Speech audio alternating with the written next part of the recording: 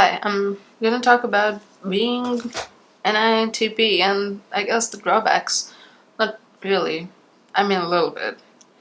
So today I'm gonna talk about three things that people in the outside world might not appreciate an INTP for. So hence they're considered weaknesses. Now, I personally don't hate these things about being an INTP. I mean, a little bit, but not particularly a lot. But as per society, I'm doing an awful job at being a human being. Today, I'm only gonna talk about being three of these things rather than the whole bunch.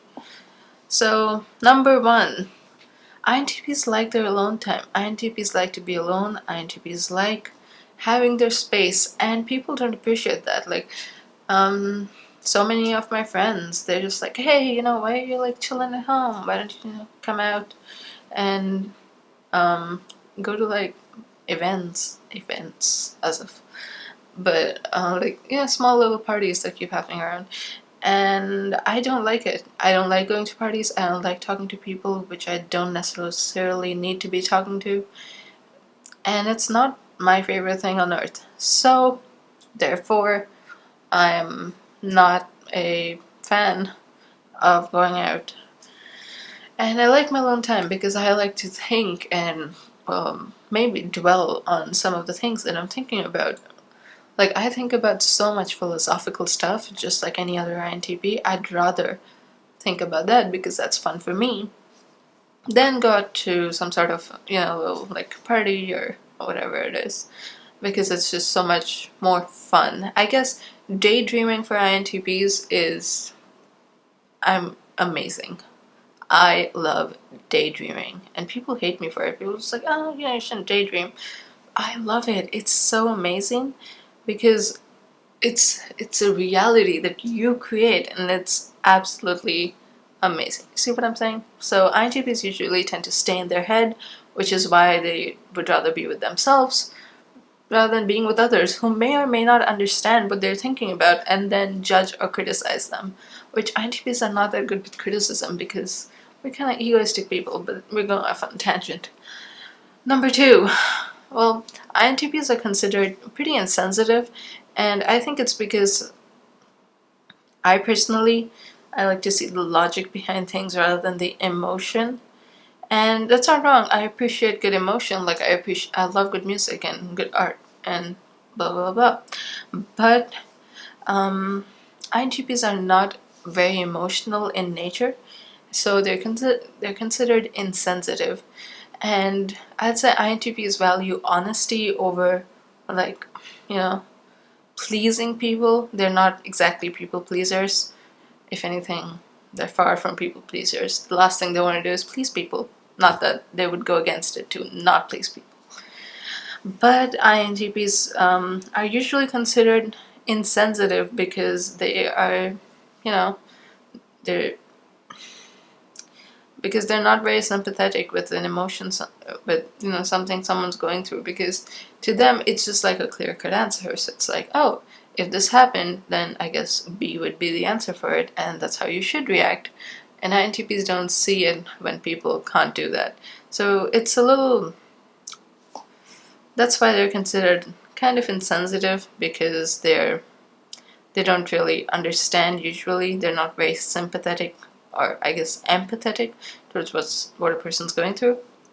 And yeah. Sometimes emotions just don't make sense for INTPs. So many of the times INTPs, you tell them a scenario and it's like, oh, that's the cookie cutter answer. Like, you're obviously supposed to do that. But the INTPs can't put themselves in the other person's shoes and realize that not everyone thinks the way they do, which it took me a very long time to understand that, because I would just, I'd be like, I'd get a little condescending. I'd be like, oh, obviously that's the answer, but apparently it's not that way. Shocker. And the third one and the last one that I'm going to talk about today is going to be INTPs are not very good with taking action or implementation. This is because INTPs are essentially analyzers. They analyze everything that's around them. Oh, someone did this. I wonder why they did this. Someone did that. I wonder why they did that. So when it comes to taking action, we're going to think about every possible scenario that is possibly going to happen. And for us, it'll be like, it'll just branch out into so many things, and it's going to be so much to take care of that we'll be like, oh, wow, before I take care of this, I need to go through so many, this is just different scenarios, and only then we'll actually be able to implement it.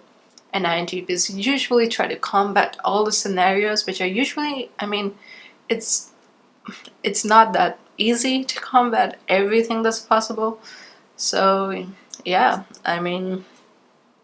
that's that. And that's why they're not very good with taking actions, because they want to have everything under control and they want everything to be perfect. INTPs are perfectionists by nature, and they're also extremely egoistic.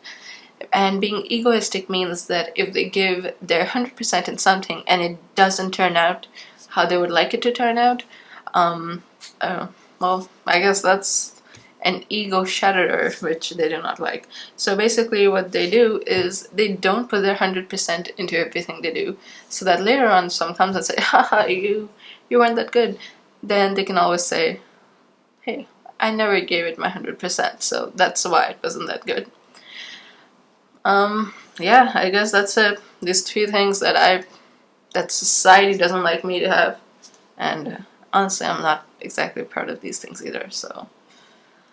But it's something, I haven't accepted it. I'm still trying to work on it, especially the ego part. And I should give 100%, because if I don't give 100%, I would not know where I stand. And yeah, people just sometimes think that we're not gonna go into it. So I guess that is it for today. I'm sorry that I keep looking at myself. This is new for me. So that is it for today. And these are the 3 things, or the 3 weaknesses that INTPs have. Cool. Bye.